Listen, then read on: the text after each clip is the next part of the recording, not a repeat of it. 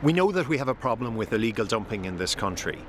Illegal dumping and littering costs our local authorities between 90 and 100 million euro every year. It's damaging to the environment, it's potentially hazardous to animals. Local authorities need every power and support to tackle those who are responsible for illegal dumping. We need to make sure that we can roll out new technologies such as fixed and mobile CCTV, drones, automated number plate recognition to be able to find that small minority who continue to damage our local environments. Today in the Seanad, we're bringing forward legislation that will underpin the right of local authorities to use those new technologies such as CCTV and drones to be able to tackle illegal dumpers. The necessary safeguards will be put in place so that it isn't used for wrongful purposes, but we've got to ensure that we tackle illegal dumping once and for all.